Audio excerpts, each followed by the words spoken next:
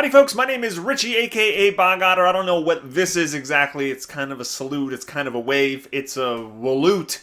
But anyway, I just wanted to do a quick video talking about a couple things WildStar related. Before I get into the main topic, I just wanted to kind of say that I am heading to PAX East tomorrow. I'm going to be driving up to Boston. So Thursday I'll be driving up. That is April 10th. And then I'll be at the convention Friday and Saturday. And then I'm going to be driving home on Sunday. So I'm going to be out for a few days. I am going to have some content going up on the channel scheduled. I don't know how much yet, but it depends on how much I can get done today. But if you are going to PAX East and you see me there, feel free to say hi. I'm going to be attending the WildStar panels. I'm going to be checking out, seeing what Hearthstone's about, and just anything that catches my eye. I'm actually going to be doing some work with Zam a little bit while I'm there. On Saturday, I'm going to be sitting down with the Carbine devs and talking to WildStar. Mike B is going to be there. I'm going to, be working with him. We might even do like a Nexus talk, like from PAX East or something like that. That might be cool. I'm not exactly sure. Depends on what kind of information we get out of Carbine.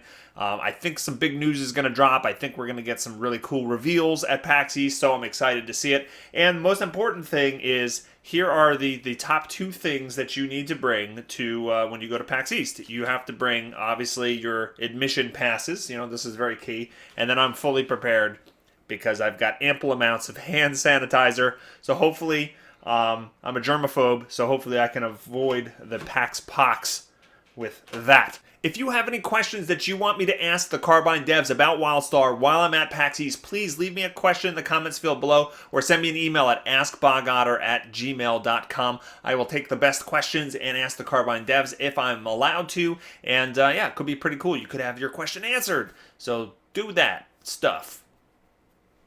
So yesterday, Carbine dropped a huge bomb on the community. Now, we've known for a while now that they're coming out with a patch at the end of April to the beta, and it was going to be probably the last huge patch before the release of the game.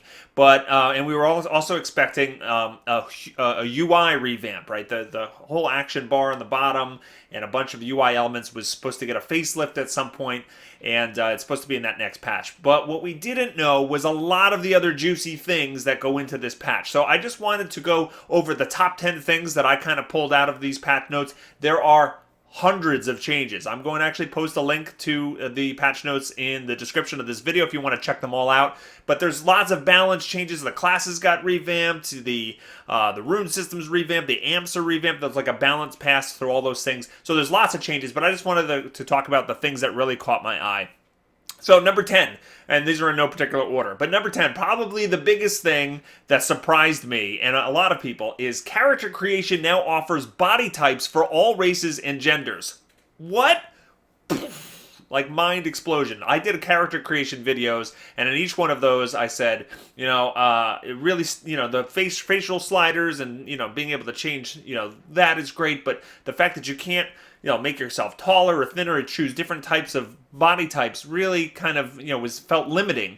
But I also mentioned that I didn't think they had time to actually change them or whatnot, and we had no confirmation that they were even working on it. So they crunched on this, and I saw the devs talking about it on Twitter. Like, they worked their butts off to get this in time for launch, because previously they said maybe after launch we can kind of add something like that. But it's going to be in the game. It's going to be in the next beta. I can't wait to jump in and look at all of the different body types for all the races. And you know what? It really just confirms that the Carbine is listening. The devs are listening. So the next one is kind of related to this. Number 9 is they added new character hair options in character creation. So this was another bit of feedback that I saw in a lot of the videos that I put out for character creation.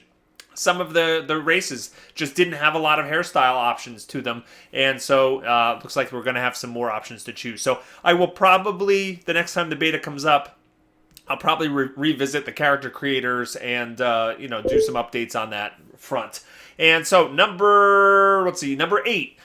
This is the UI. A completely revamped user interface has been introduced to the game. The UI will continue to be polished over the coming months, so please pardon our dust. Now, the devs did post a Vine video, a 6-second video that just basically teased a little bit of it, but it looks like really badass. It looks, I don't even know how to describe it. So it's not as tall when you're looking at your limited action set in the middle of the screen. It usually would pyramid up and kind of get into the way of what's going on with your character. So it's more flat and on the bottom, but it has some cool, like, I don't know, some fiery graphic on it or something like that. I don't know. Again, I will do some videos showing that off once the beta goes live again. But the UI revamp is probably the most important thing out of everything that I'm going to mention today. I just can't wait to see it because, yeah, it looks really cool. All right, next, players can no longer have numbers in their character name. Characters with numbers in their name will be forced to rename themselves. This is pretty huge. It was interesting that they allowed this. At first, I kind of thought, all right, you know what? It's more of a sci-fi game. They have characters that could be robots, so maybe it does make sense that, like, C-3PO is a name that you can have and stuff like that. But then the other part of me said that there's just going to be so many people that try to get the name like Legolas, right? They go, oh, Legolas is taken. Well, I'll be Legolas 1. Well, I'll be Legolas 2. I'll be Legolas 89.5, or whatever it is. So it just... There will be so many people running around with the same name with just a number at the end of it. I don't know. I'm glad that this change has taken place. Conversely, however, foreign language characters are now allowed in character names.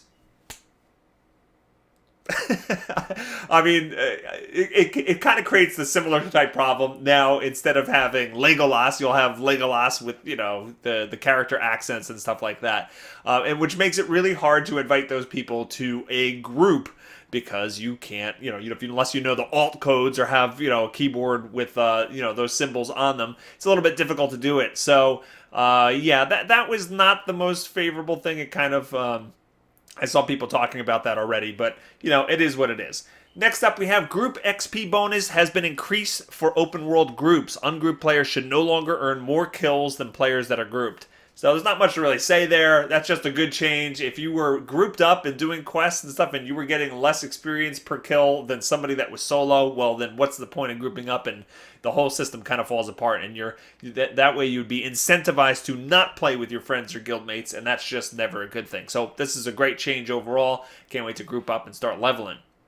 Lowered the cloth rate drops on humanoid mobs. Thank you. I've been talking about this on my streams. You would kill a humanoid creature, and they would drop a full set of silk costume, town clothes, or whatever you want to call them. You'd get like the pants and the shirt and the gloves and the boots, and like your inventory would fill up immediately. And I know that cloth, for those of you who use trade skills that require cloth, I know cloth is hard to come by in these games because you can't just go out and farm nodes. You actually have to kill creatures and hope for the drops. But no, dropping 4 or 5 pieces of silk, clothing per mob is just a little ridiculous. So I'm glad they lowered the drop rate there. Another big change. Stun breakout gameplay has been changed. Thank you to everyone who provided feedback on this mechanic over the last few months. So what this means is when you currently in the game, when you get stunned, the way to get out of the stun quicker than just waiting for the stun to wear off is you would spam the F key as fast as you can. It would fill up a little meter, and when you filled up the meter, you could actually run away. It was kind of tedious to have to do that. It's kind of annoying to have to do that. So the new mechanic is they're going to give you a random directional button to press. So it's going to either be like front or back or left or right, and it'll appear on the screen. And as soon as you identify which one of those it is, you hold that button down and it will fill a meter, and then you can break out. So the quicker you are in identifying which direction they want you to hit and hitting it, then the quicker you'll get out of it. But you don't have to spam anything. You can just hold it down. I think that's a great change. I think it's a little bit more, I don't know, it's a little bit more compelling mechanic than just, is anybody else doing that, or is that just me? Every time I got stunned. All right, I just need coffee. Hell of a drug. All right, next up we have the advice channel is now zone-based. Players looking for global chat channel should create their own via circles. Okay, so in the beta, the advice channel became like general chat. It was across all zones, and it was kind of like Mos Eisley a lot of the times, a wretched hive of scum and villainy. Now, actually, people were pretty nice in the advice channel, but it's good that it's getting nixed, because a lot of time all it was talk about like, oh, this is like wow, or this game is great compared to this game, and how the internet is and how stuff is. It wasn't full of advice. Let's just put it that way. So now that it's going to be zone based, you can kind of ask questions that are a little bit more, relevant to what content you're kind of experiencing, and it'll be smaller pockets of people kind of responding. And last but certainly not least, this is probably maybe the most important thing. Draken women can no longer swim vertically like a dolphin on top of the water because, well, they're not dolphins. I don't think there's anything I really need to say about that. So that's going to wrap things up.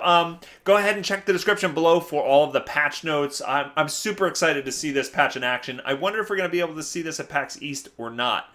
That'd be kind of cool if we could.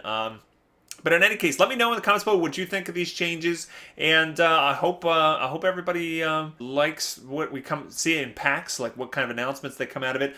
So that's going to wrap things up, and I hope everybody has a fantastic day, and I will see you in a few days. Goodbye!